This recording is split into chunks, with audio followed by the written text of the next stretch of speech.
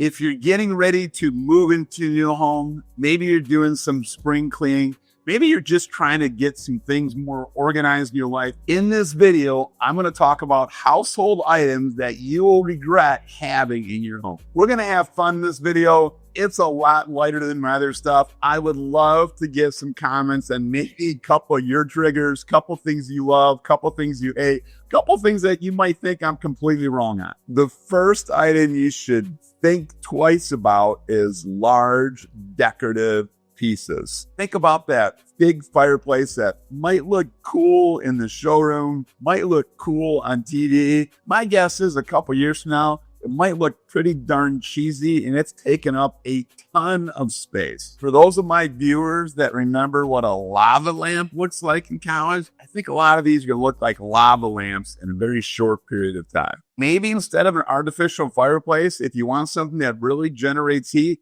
maybe a little space heater in the corner is going to be a lot more efficient. And guess what? You can unplug it and go put it in the closet instead of one of those artificial fireplaces. The other big piece that I see are these giant floor lamps. And if you're a designer, I've seen designers put these floor lamps in where they look awesome. And you walk into the house, go, oh my gosh, I want my house to look like that. Well, it wasn't just a floor lamp. It was the 86 other pieces of the decor. And if you go by that giant floor lamp that takes up half the room and you don't have it all pulled together, it ends up being a big eyesore, takes up a bunch of space. And you know what? It's probably only kicking out 100 watts of light anyway. What I like better is finding something that can kick out some light that isn't a huge space commitment. And honestly, it can be a financial commitment for this giant light. Get something that's more practical, that fits the whole space, that you can evolve as your styles change, as decor changes, as everything changes.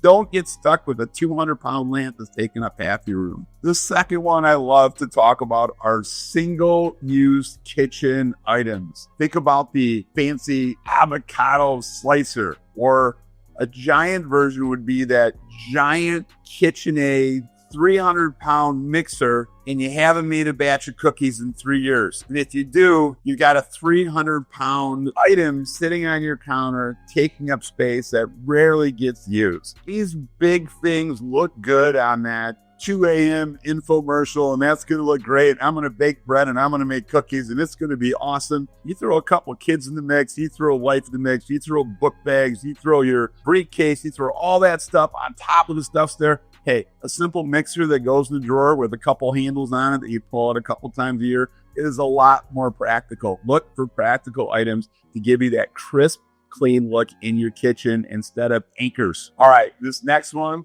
is a big grind for me. It's the built-in coffee maker.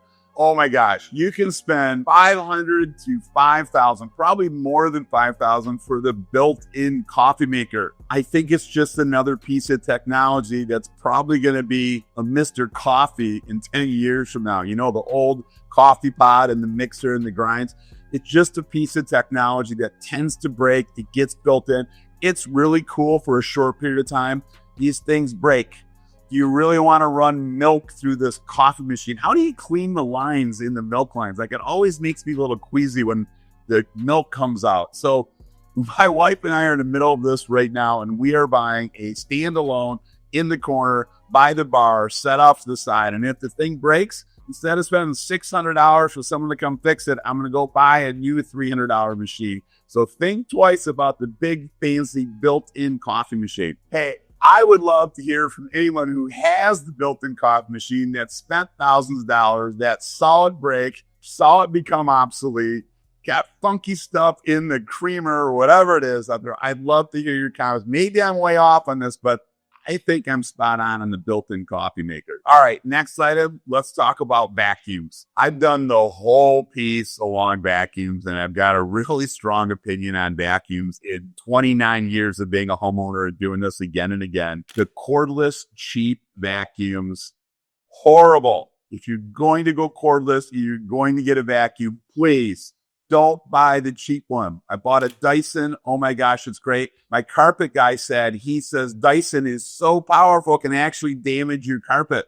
I'm okay damaging my carpet if it gets clean and it works versus something that doesn't work and continues to break. Let's be real. When's the last time you bought a $50 vacuum and it really did anything and sucked up anything and lasted for any period of time? Quality versus junk in the long run, a good quality product is going to be a lot happier. Okay, let's talk about the coffee mugs, the water bottles, and the semi-disposable cups. They're not disposable, but they're not fine china. They're the restaurant, and you just have a hard time throwing it away.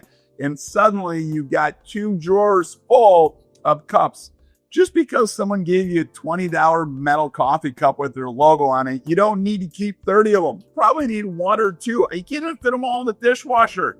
Oh my gosh, declutter. Every couple of years we go through and get rid of it. I was at my friend's house recently and I looked in his semi-disposable water bottle, plastic cup, coffee drawer, and I found like every pizza joint, every fast casual restaurant in town, all these plastic cups. I'm like, what are you doing with these? There is 30 of them. Oh my gosh, are you kidding me? We don't need this stuff in our life. Simplify. What a great time to clean out that drawer. Just think about what you could do with that extra space or that extra brain space of every time you pull the drawer, you're not looking for 1 cup. Hey, if you made it this long and heard a couple rants about a couple of my triggers and whatever else, it might be hitting home with you.